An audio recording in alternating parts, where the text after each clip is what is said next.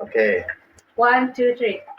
Ayo subscribe Gaji Sarunang.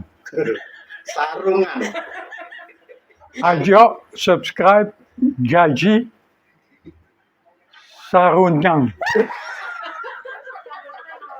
Kalau kita nggak kelilipan, kalau kita nggak sakit mata, kita nggak tahu ya betapa nikmatnya mata yang dalam keadaan tidak kelilipan, tidak sakit mata. Maka kita ditegur untuk senantiasa menjadi orang yang bersyukur. Jadi saya ulangi lagi, sakit itu adalah kebutuhan kita. Sakit adalah kebutuhan, makanya seberapapun orang menjaga kesehatannya, satu ketika dia mesti alamiah sunatullah. Ya. Dokter saja juga sakit, tenaga medis sakit, ahli kesehatan sakit. Jadi sunatullah itu, dan itu menjadi bagian dari bagaimana Allah memberikan ya, nikmatnya dalam bentuk yang lain, dalam bentuk yang berbeda dari apa yang seringkali kita inginkan ya. Cuma kalau sudah masuk ke dalam dunia hikam ini ya begitu jadinya. Apa saja yang bersumber dari Allah Subhanahu wa taala adalah baik. Karena Allah Maha baik.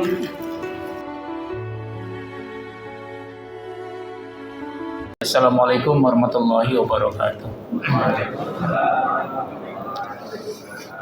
Alhamdulillahilladzi arsala rasulahu bil huda wa dinil haqq liyuzhirahu 'alad dini kullihi wa kafa billahi syahida.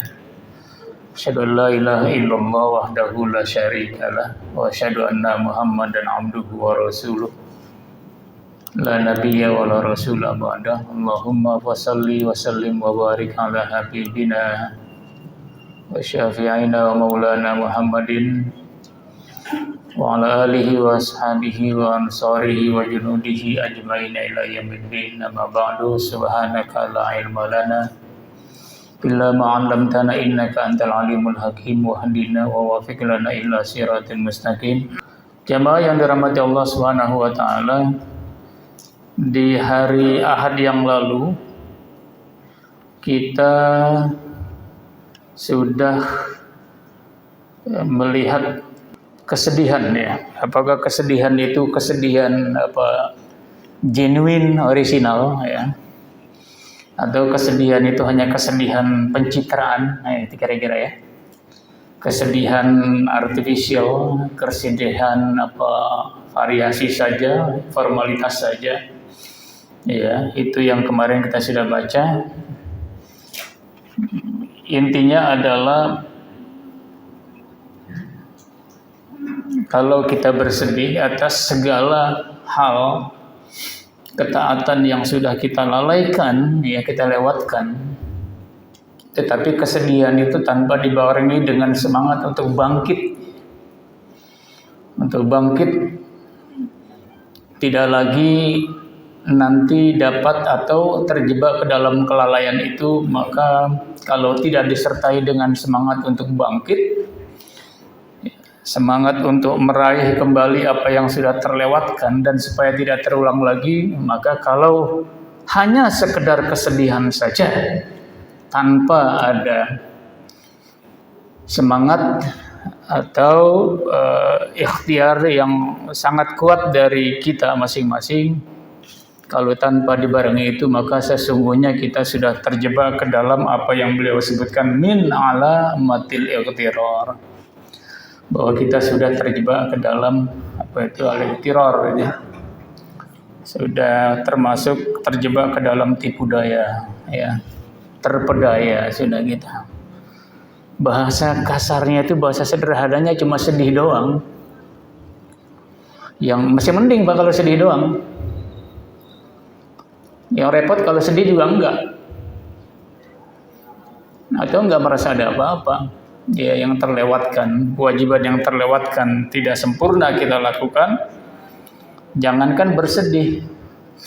Ya.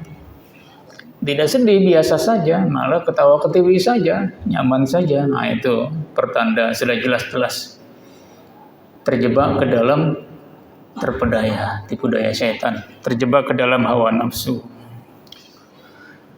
sedih saja tanpa dibarengi dengan semangat untuk bangkit, ya, mengevaluasi dan tidak terulang lagi, ya, waktu yang terlewatkan dari ketaatan itu, ya, tanpa ada rasa itu saja sudah termasuk kita terpedaya. Apalagi tanpa kesedihan, apalagi tanpa penyesalan. Nah, karenanya ini menjadi penting buat kita, gitu kan? Jangan sampai sedihnya kita ini sedih artifisial.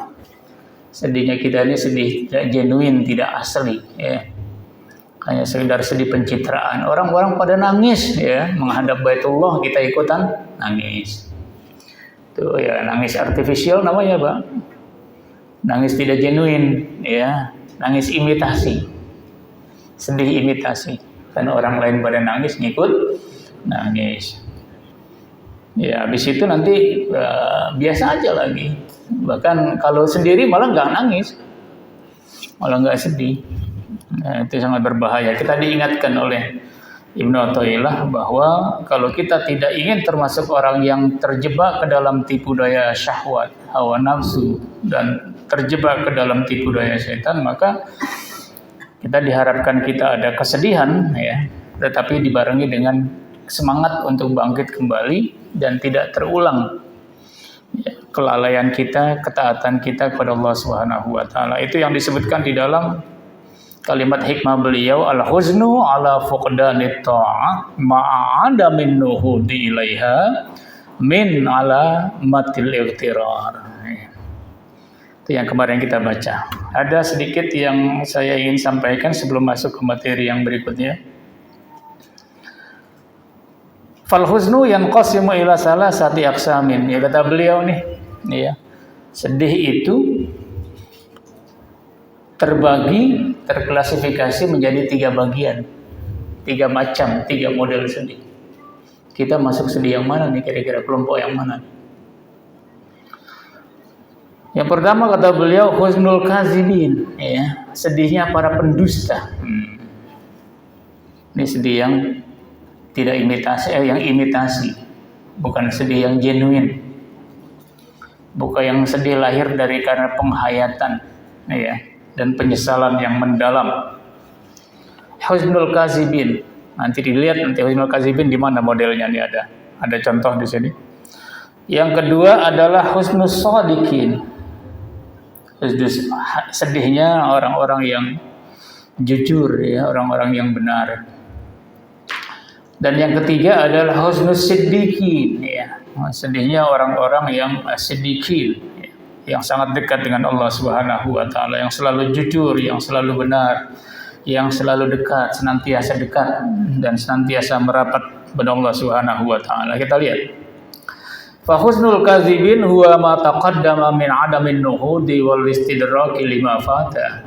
Sedihnya orang-orang yang pendusta itu, sedih imitasi, ya, sedih formalistis.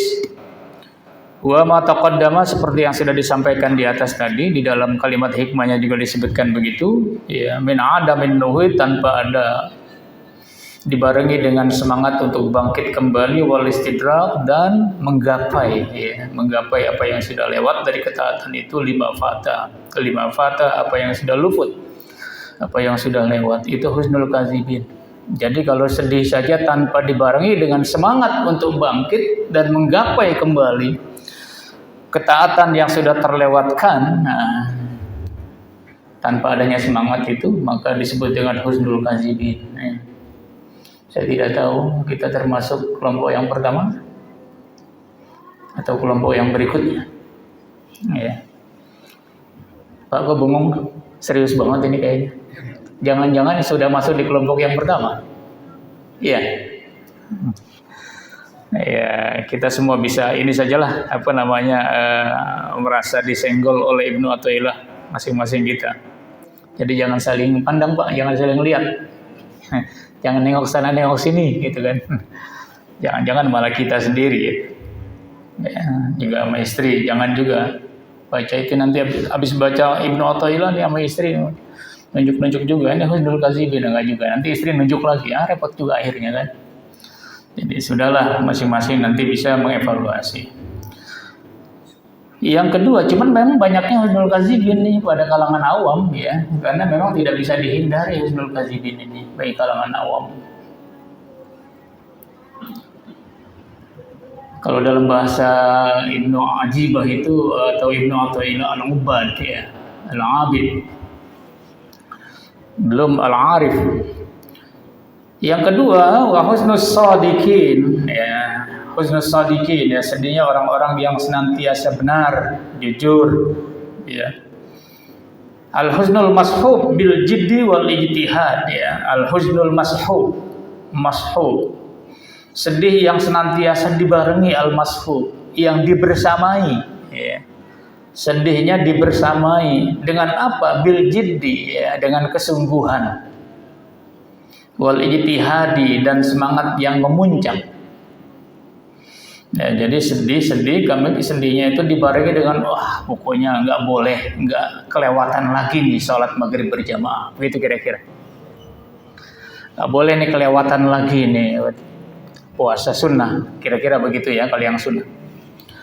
Nggak boleh kelewatan lagi nih tahajud gitu. Al-husnul mashub ya, sedih yang dibersamai, al-mashub sahibah, yang dibersamai dengan kesungguhan ya, dan kerja keras, wal ijtihad ya. Wa tawassut fil amal wal iqtisad ya. Tawassut fil amal itu artinya ya jangan mentang-mentang juga sedih kelewatan taat itu kemudian habis-habisan gitu kan. Habis-habisan kelewatan salat duha satu hari, biasanya salat duhanya 2 rakaat kelewatan, tapi kemudian berikutnya sedihnya itu dengan semangat yang sangat tinggi dan enggak tawassut. Tawassut itu moderat Pak, pertengahan. Biasanya salat duhanya sih 2 rakaat saja atau 4 rakaat saja. Ini karena saking sedihnya dan saking sungguh-sungguhnya dan tidak mau luput lagi, kemudian dia nggak tawassut. Salat duhanya sampai berrakaat-rakaat. Wah, berlebihan namanya. Sampai lupa tugas, lupa kewajiban ya. Lupa hal yang menjadi kewajiban pribadi. Iya. Sampai kemudian lupa istirahat, lupa tidur, salat tahajudnya, nggak apa-apa salat tahajudnya, tapi jangan kemudian terlalu berlebihan. Nah, tawassut itu maksudnya moderat saja, ya biasa saja ya. Ya jadi jangan saking semangatnya juga kemudian kebablasan gitu kan. Nggak puasa sunnah nih Senin gitu kan, kelewatan dengan puasa sunnah, saking semangatnya bukanya nggak maghrib, bukanya isya. Nah, itu kelewatan namanya, itu namanya tidak tawassut. Besoknya Selasa puasa lagi, Rabu puasa lagi, Kamis puasa lagi. Padahal istri setiap pagi ke tukang sayur tuh, beli sayur, masak di rumah.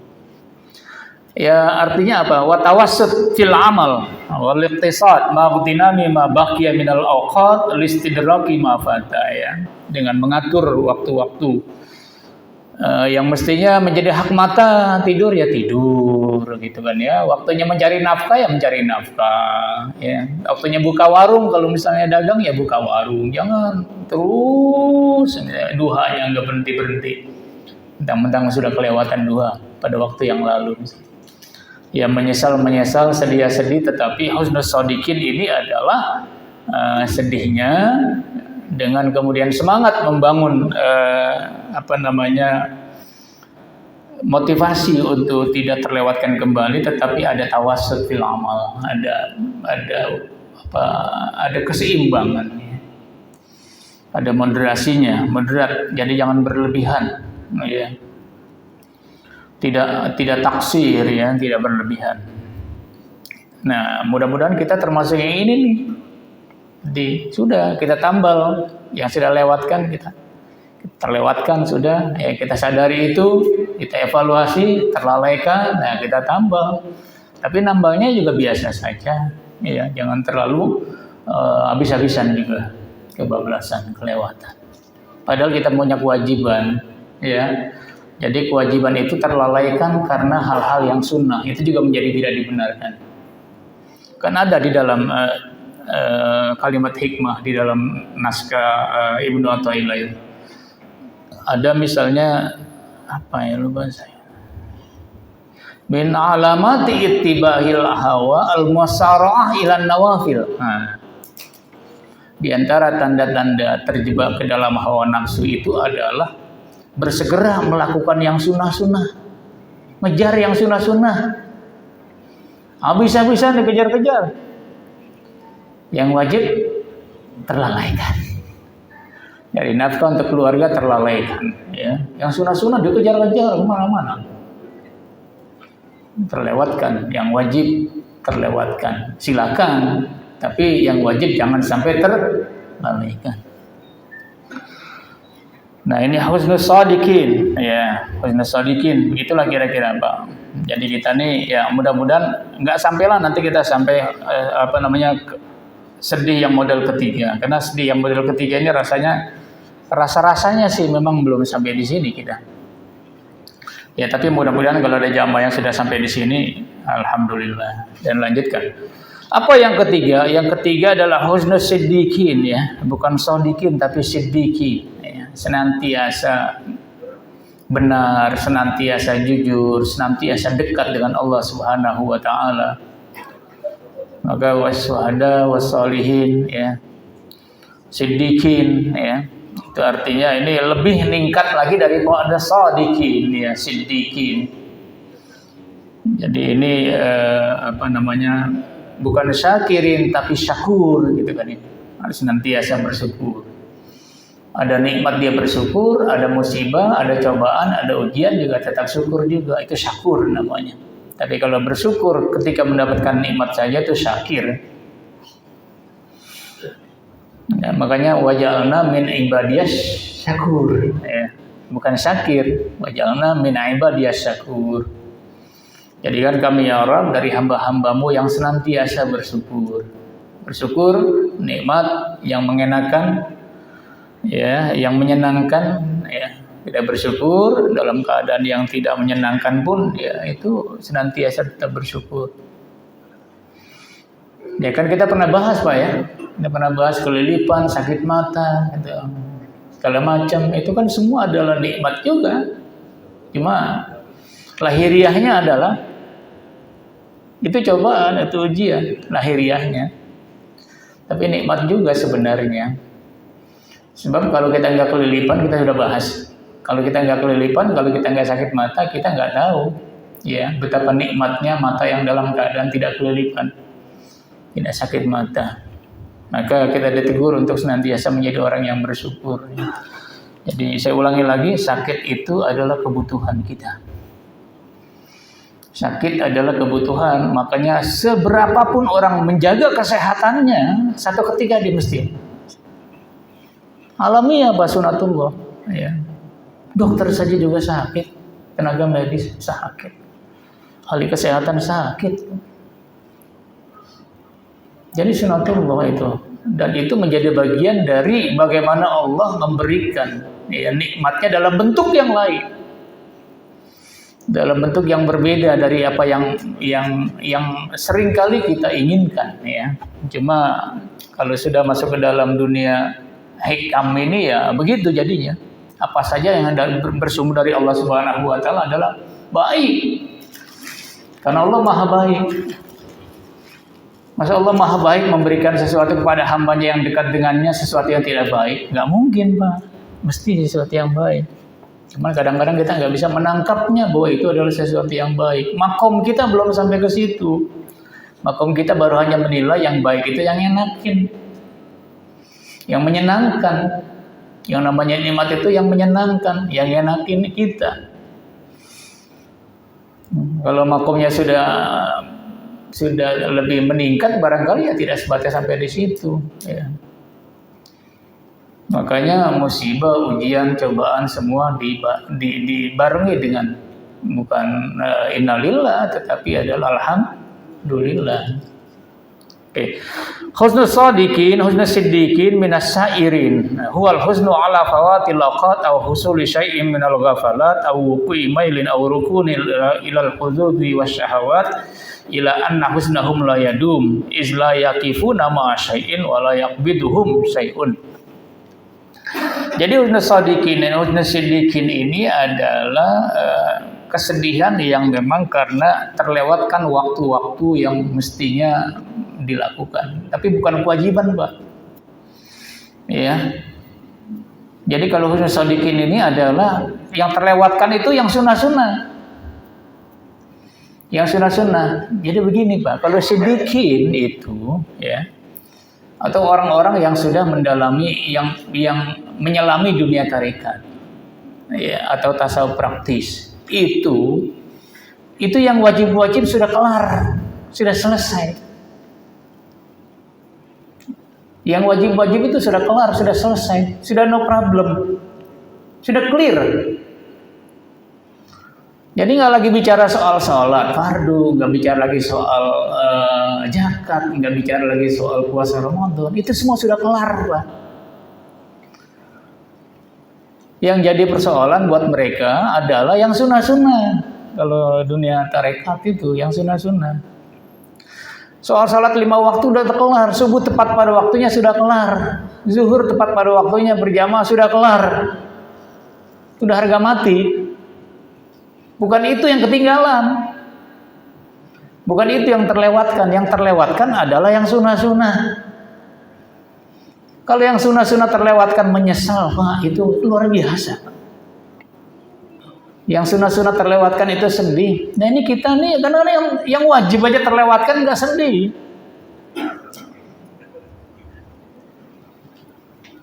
Mohon maaf ya, Pak.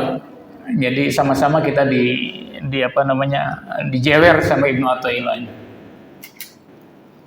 Mohon maaf nih jamaah, sama-sama kita semua dijewer. Nggak apa-apa saja, saya juga begitu dijewer. Kita masih sibuk dengan urusan yang wajib.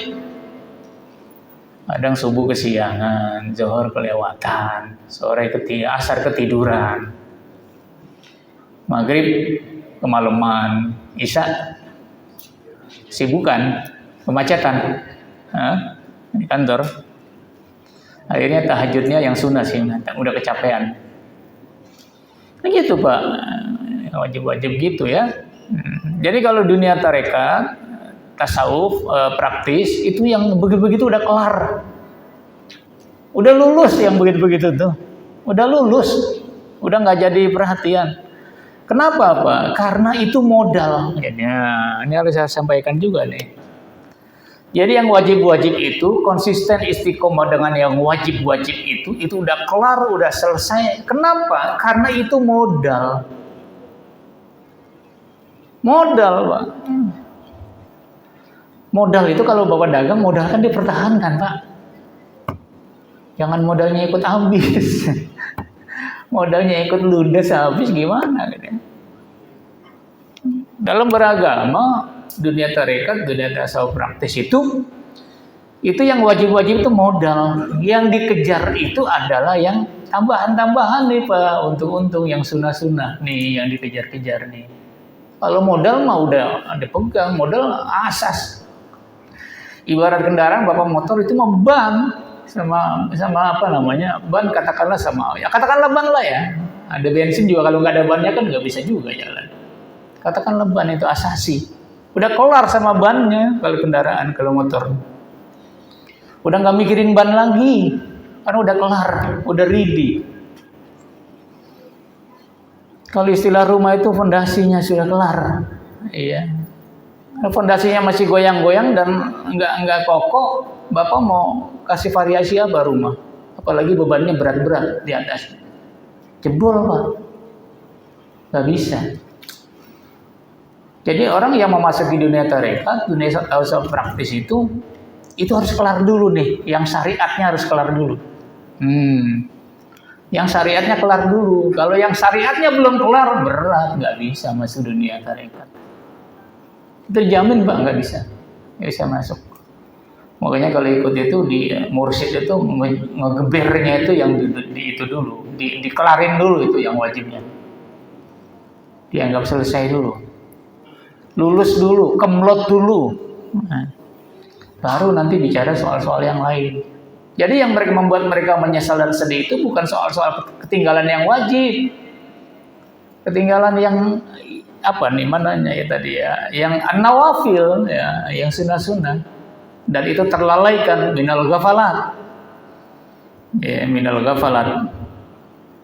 Ya, jadi ini husnul siddiqin namanya. Kalau kita kelasnya masih misalnya bersedih, menangis ya karena tertinggal yang wajib-wajib misalnya kan.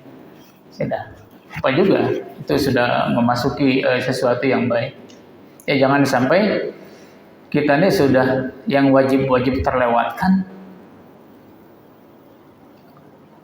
Yang sunnah juga enggak terpikirkan. Tapi sedihnya juga enggak, menyesalnya juga enggak. Nah, itu yang repot. Ya. Boleh saya tanya ya? Bapak menyesal enggak kalau enggak melaksanakan yang wajib? Sedih enggak? Ya kalau diamnya ini kayaknya setuju nih. Iya, gitu jawabannya. Kira-kiranya begitu. Iya, saya paham Pak, saya paham. Enggak usah dijawab, enggak apa-apa. Karena saya juga suka begitu, gitu kan. Suka kadang-kadang kebablasan seperti itu. Ya. Jadi kalau husnul siddiqin ini sebenarnya kesedihan itu ya dibilang ada sedih ya tidak, dibilang nggak ada ya memang mereka juga sedihnya sudah terlewatkan. Jadi husnul siddiqin ini sebenarnya mereka udah nggak ada lagi sedih, Pak, nggak ada lagi kesedihan. Kenapa nggak ada lagi kesedihan? Karena memang semuanya sudah tergapai, semuanya sudah tergapai, sudah sampai. Jadi husnul siddiqin itu wujudnya, realisasinya adalah sebenarnya udah nggak ada lagi, nangis tuh nggak ada lagi, Pak. Sedih itu nggak ada lagi. Kenapa nangis tidak ada lagi, sedih tidak ada lagi, menyesal tidak ada lagi? Karena semuanya sudah selesai. Yang wajib selesai, yang sunnah selesai. Modalnya bertahan, untungnya gede. Nah, tuh. Apalagi yang mau disesali, apalagi yang mau ditangisi kalau jualan itu modalnya bertahan, ya, kemudian untungnya semakin waktu semakin bertambah dan penuh berkah. Apalagi yang mau disesali, apalagi yang bikin sedih. Nggak ada, sama dengan mereka juga yang sedikit, yang sangat dekat dengan Allah Subhanahu Wa Taala juga begitu. Udah nggak ada lagi kesedihan, nangis sudah nggak ada lagi. Bukan mereka nggak bisa nangis, udah nggak bisa lagi. Memang ada apa yang mau ditangisi, udah nggak ada lagi yang ditangisi. Bukan mereka nggak mau sedih, sudah tidak ada lagi yang bikin sedih karena semuanya sudah tergapai. Sudah terselesaikan. Bapak kayaknya bingung bener ini. Berat amat kayaknya Pak ya. Berat. Ya nggak apa-apa, memang harus berat begini. Kalau nggak disentil, dijewer gini kan kita anteng aja nih. Ya, anteng aja karena kita berada pada zona aman, kira-kira begitu. Pada zona nyaman. Iya. Ustaz, gimana nih saya nih begini-begini aja. Ya sudahlah, yang begini-begini aja nanti mudah-mudahan semakin hari semakin meningkat. Daripada udah begini-begini aja lalu berubah menjadi begitu. Nah, itu jadi repot. Ya sudahlah, nggak apa-apa begini-begini aja juga sementara ya. Jangan sampai yadum. Kalau di sini kan la yadum, jangan terus-menerus. Wa amal wasiluna fala khaufun 'alaihim wa lahum yahzanun. Orang-orang yang sudah sangat syuhud ya, musyahadah dengan Allah Subhanahu wa taala itu ya la khaufun 'alaihim wa lahum yahzanun, tidak ada lagi rasa sedih, tidak ada lagi rasa takut, tidak ada. Rasa sedih tidak ada. Ini Allah Subhanahu wa taala berfirman surat Yunus ayat ke-62, kata Allah Subhanahu wa taala, ala inna auliya Allah khaufun alaihim wa lahum yahzanun. Ketahuilah bahwa wali-wali Allah atau orang-orang yang sangat dekat dengan Allah Subhanahu wa taala la khaufun alaihim wa lahum yahzanun. Tidak ada lagi rasa takut, rasa khawatir. Wa lahum yahzanun, tidak lagi ada hal yang membuat mereka menjadi sedih, yahzanun ya. Ada musibah enggak sedih, ada ujian berat enggak sedih, tetap tenang, tetap tentram, tetap optimis, tetap ceria, tetap bersyukur. Karena tidak ada lagi yang membuat sedih. Karena semuanya dalam pandangannya adalah kebaikan. Ya, sakit kebaikan, sehat kebaikan, ujian kebaikan, ujian berat kebaikan, tidak lulus kebaikan.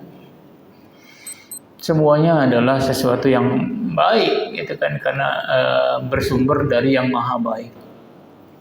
Ya, Allah memberikan kepada hambanya yang tidak beribadah kepadanya saja sesuatu yang baik, apalagi orang-orang yang dekat dan tekun beribadah kepadanya, ya pasti akan diberikan sesuatu yang baik. Itu jadi keyakinan kita. Itu cuma kalau sudah sampai makomnya sampai situ ya. Nah, ini yang disebutkan. Ini ada di sini disebutkan misalnya apa? Tentang kesedihan. Iya. Wa qala Abu Sulaiman Ad-Darani radhiyallahu anhu, Abu Sulaiman Ad-Darani kata Ibnu Ajibah, ngutip, laisal buka bi ta'siril uyun, bukanlah menangis itu adalah dengan bercucurannya air mata. Bi ta'siril uyun, innamal buka an tatrukal amra alladzi tabki alaihi. Tetapi sebenarnya menangis itu adalah di mana pada saat engkau meninggalkan perintah-perintah Allah Subhanahu wa taala yang membuat air mata itu menjadi bercucuran. Bukan karena macam-macam ya, bukan karena hal-hal itu. Yang membuat menangis itu mestinya adalah pada saat antatrukal amro alladzi tabki bihi. Menangis itu kan tidak menangis, bukan artinya begini, kata Sulaiman Ad-Darani itu, yang disebut menangis itu bukan menangis yang misalnya air mata bercucuran keluar, ya gitu kan, sampai berapa ember keluar air mata misalnya gitu kan, bukan itu, nggak mesti begitu menangis. Yang membuat menangis itu adalah ketika seseorang itu melakukan atau meninggalkan hal yang menjadi kewajibannya, ketaatannya kepada Allah Subhanahu wa taala, kendati pun menangisnya itu bukan di mata, kan menangis itu bisa bukan di mata, kan bisa menangis di hati. Ada orang yang menangisnya di hati, tidak di mata. Matanya biasa kelihatan tegar. Bapak, orang-orang yang dalam menerima musibah yang berat itu air matanya nggak keluar, nggak kelihatan sedih, tetap ceria. Hatinya belum tentu. Bisa jadi juga menangis, cuman nggak kelihatan, tidak ditunjukkan. Jadi bukan itu, kata Sulaiman Ad-Darani, bukan itu sesungguhnya yang menangis yang dimaksudkan, yang bercucuran air mata, yang nampak itu. Tetapi adalah menangis yang tatkala meninggalkan ketaatan kepada Allah Subhanahu wa taala. Sudah Isya.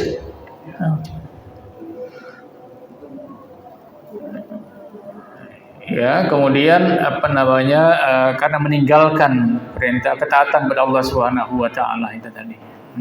Ya. Nah, di sini sedikit lagi, mana kesedihan yang kesedihan artifisial itu, misalnya kalau Bapak baca sejarah atau cerita tentang anak saudara-saudara Nabi Yusuf itu, kan mereka luar biasa tuh sedih begitu kembali kepada ayahnya Bunyamin, ya.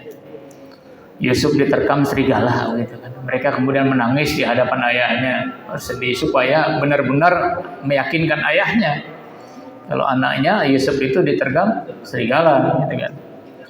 Itu nangis-nangis artifisial tuh, ya, nangis-nangis yang tidak genuine, ya.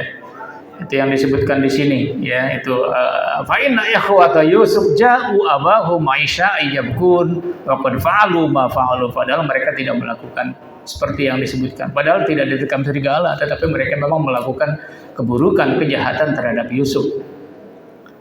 Cuma pura-pura nangis di depan bapaknya.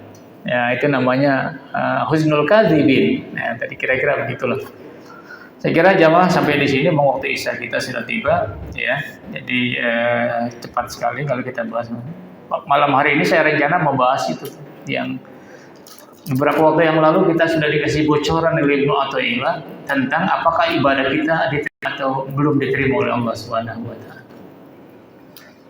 Ya, nanti kita akan baca, kita akan lihat, kita akan dikasih bocoran oleh Ibnu Athaillah tentang di mana posisi kita di hadapan Allah Subhanahu wa taala. Jadi kita pertama dulu kita dikasih bocoran, dikasih kisi-kisi tentang apakah ibadah kita termasuk ibadah yang diterima atau yang ditolak. Kita sudah bahas. Nah, pada bagian lain juga ada kisi-kisi, ada bocoran dari Ibnu Athaillah tentang apakah posisi kita di mana nih, pada posisi yang terhormat atau pada posisi yang terhina. Nanti kita akan diberitahu. Nanti kita sendiri yang menilai. Oh, ternyata saya di sini. Oh, ternyata baru di sini. Oh, ternyata belum di situ. Insyaallah jamaah kita lanjutkan nanti pada hari Ahad yang akan datang di minggu kedua. Ini ada 5 minggu, 5 hari minggu atau 4 hari minggu bulan September 4 ya. Ya nanti insyaallah kita ketemu lagi di Ahad pertama dan Ahad kedua. Gitu kan ya. Ya pelan-pelan aja Pak ngaji hikam, jangan digeber terus nanti malah jadi loyo gitu kan. Ya, pengennya sih banyak dijewer gitu ya. Ya dijewer diingatkan, mudah-mudahan kita semakin lebih baik. Ada yang mau disampaikan? Ya, Mas, silakan. Kalau ada, ya silakan, Pak. Silakan. Assalamualaikum. Saya mau tanya sih Ustaz, bagaimana sikap seorang muslimin apabila seorang muslimin itu misalnya kena musibah fitnah. Dia mengetahui bahwa fitnah itu berkembang di masyarakat, tapi sebenarnya dia tahu kalau di fitnah itu sementara dia tidak melakukan. Tapi di masyarakat kelihatannya berkembang itu fitnah terhadap dirinya. Apakah dia mendiamkan atau mengedukasi biar tidak banyak orang yang berdosa untuk menfitnah dia? Gimana seharusnya sikapnya yang sebenarnya? Iya. Yang namanya fitnah itu tentu saja kan dituduh melakukan sesuatu padahal dia tidak melakukannya gitu ya. Jadi sikapnya ini apakah diklarifikasi supaya nanti nggak semakin menyebar orang yang memfitnah, kan semakin banyak orang yang berdosa gitu kan ya. Atau dibiarkan saja. Kalau dibiarkan saja nanti semakin banyak orang yang berdosa karena percayanya. Ya mestinya memang begini jamaah ya. Kan kita diingatkan di dalam sebuah ayat di dalam Al-Quran, suratnya lupa saya, ayatnya juga lupa. Kalau kita orang-orang yang beriman itu in ja'akum fasiqun binaba'in fatabayyanu. Gitu ya. Apabila ada berita-berita ya atau informasi ya yang datang kepada kalian itu fatabayyanu, maka mestinya memang tabayyun dulu ya berita itu ya. Jadi idealnya begitu ya Pak. Idealnya setiap orang yang mendengar berita sesuatu apalagi tentang seseorang mestinya diklarifikasi dulu. Ya, jadi disaring dulu ya, tabayyun dulu benar nggak berita ini nih ya. Kalau berita itu nggak benar ya jangan kemudian dipercaya kan begitu ya. Kalau berita itu benar ya sebaiknya kita juga tidak terlalu membesar-besarkan ya. Kita mendoakan mudah-mudahan ya orang yang melakukan itu ya pada kesempatan yang lain dia akan tidak seperti itu. Kan begitu ya. Kan Nabi juga begitu. Selalu saja mendoakan orang-orang yang berbuat keburukan kepada beliau kan gitu ya. Jadi yang susah Pak nih. Jadi maulid nih perlu tegaskan nih Ketua DKM Pak Rianto perlu ditegaskan nih. Jadi esensi maulid itu kita sebenarnya bukan berapa banyaknya dan seperti apa glamornya perayaan maulid itu, tetapi akhlak Nabi itu yang perlu diteladani. Nabi juga begitu. Orang yang berbuat buruk padanya didoakan supaya dia mendapatkan hidayah petunjuk ya. Kalau bisa diklarifikasi Pak, diklarifikasi ya. Kalau bisa diklarifikasi ya. Diklarifikasi supaya nanti orang berhenti bergunjing ya, memfitnah supaya tidak semakin banyak orang yang berdosa. Kalau tidak bisa diklarifikasi ya Bapak berpenampilan dengan akhlak yang bagus saja nanti orang akan dengan kesendirinya orang akan melihat apa iya dia begitu. Enggak tuh orangnya enggak begitu, kelihatan orangnya jujur, orangnya juga bersih, ibadahnya kuat gitu kan. Maka dengan sendirinya dia akan terendam, nanti akan terhapus.